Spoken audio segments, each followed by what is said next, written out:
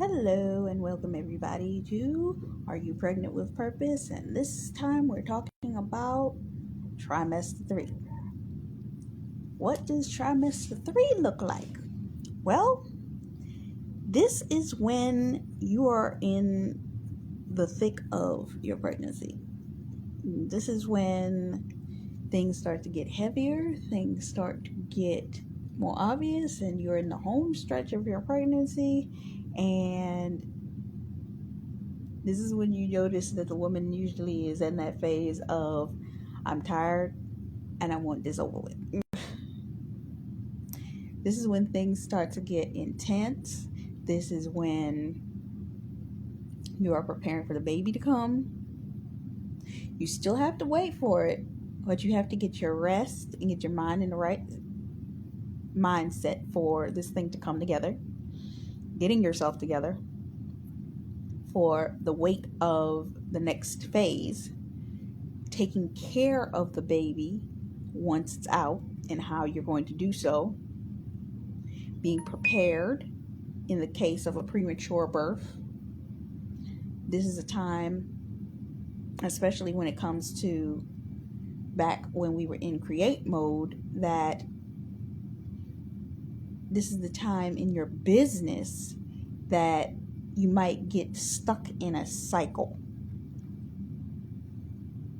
What does stuck in a cycle look like? Things aren't really moving forward. And you're kind of in this resting phase where you're like, I want to see movement, but I'm kind of in a state where nothing is moving. And in order to feel productive, you have a tendency to return to your laurels of things like, let me replan that. Let me restructure that. Let me rewrite that down. Let me check that again. Let me see if that's the right structure. Sometimes we have the structure, and because we end up in a lull of nothing happening, we have a tendency, let me double check the plan that I already had and see if I can reorganize this. And we weren't really actually supposed to reorganize it. We were just supposed to observe the plan. We were supposed to sit and rest. I know that in certain seasons of my life, when I'm trying to move forward, I'll get in that mode of, I'm supposed to be resting, I'm supposed to be waiting, I'm supposed to be in a state where I'm not really doing much of anything. And it's so stressful because you feel like you should be doing something right now. Extroverts, if you take an extrovert that loves to be out and amongst the people and traveling and amongst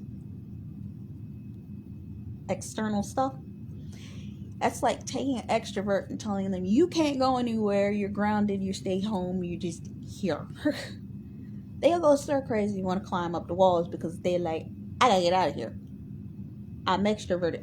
I need interact. I need external.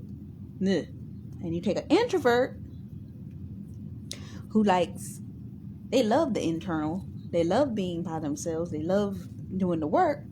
But that's like telling an introvert, you can't work in your time of being isolated and in your resting season. It's like, wait, how come I can't? Because you're supposed to be resting and getting your mindset right, preparing for what it is you're about to walk into. Nothing's happening. You are in intense states of exhaustion when you want to move forward, but you're frustrated because you're not. You're testing out the waters in certain things in certain areas, but you can't really get into those areas because you haven't been birthed out yet.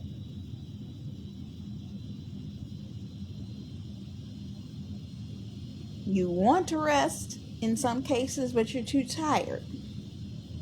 It's like you get spurts of energy where you'll run into things, but then you'll end up in another spurt where you're like, I'm not doing nothing. Why am I not doing anything? I'm exhausted. So it feels uncomfortable. This is when it's critical, especially for my Christian lovers over here. Gonna always talk about God. You have prayer partners, prayer warriors, accountability partners. That's what you call it in business. You got an accountability partner that you can walk certain things through, see that you're doing all the things that you should be doing in this season in order to prepare you for that next season that you're about to walk into.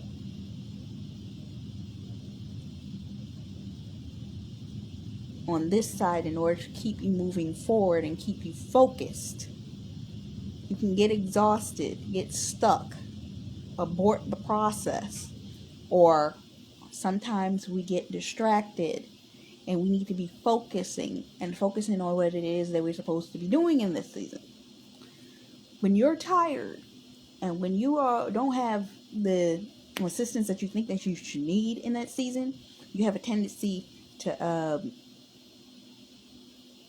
get lost in doing other things. It's like, okay, well, I ain't got nothing to do. Let me go watch this movie. Let me go watch this other thing. Let me go do something else instead of what I should be doing right now. How am I and how should I be going about that? Well, I don't have an answer, so let me go watch this movie. But I love the Lord because I sometimes find that if I take the break to watch the movie, I might find an answer in watching the movie that I got the notion in that time frame to look at. And I'm like, oh, there was an answer in that for something that I was thinking about, but I didn't see it at the time.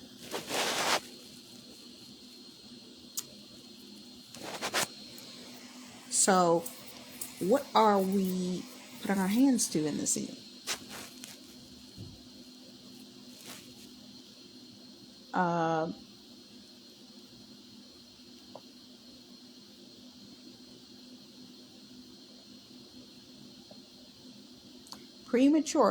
Prematurity.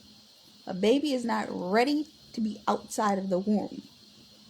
You deliver early. This has to do with the baby having to stay in an incubator in order to gain weight, strength, internal organs, finish growing, just to survive on its own.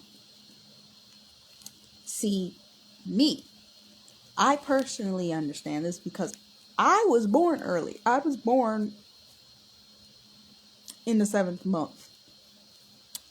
I was born in July when I was supposed to be born in September. I was born exactly 2 months ahead of time. So, with that, I had to be put in an incubator. And I was incubated for another 6 to 12 weeks, I think, in order for me to gain the weight and the strength and to completely finish the process of my body growing the way that it did. This did incur certain issues. I ended up having a hiatal hernia when I was born.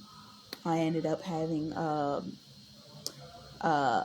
astigmatism. I have nystagmus in my eyes, so that's why I have to wear glasses. And I have a heart murmur. So these are all effects of me having been born ahead of time. When you are trying to do something, I remember years ago I saw I was watching a reality show, and one of the women, she was calling herself trying to help the Lord along. She knew she had an event that she needed to go to, and this event was at this time, and she was figuring that if she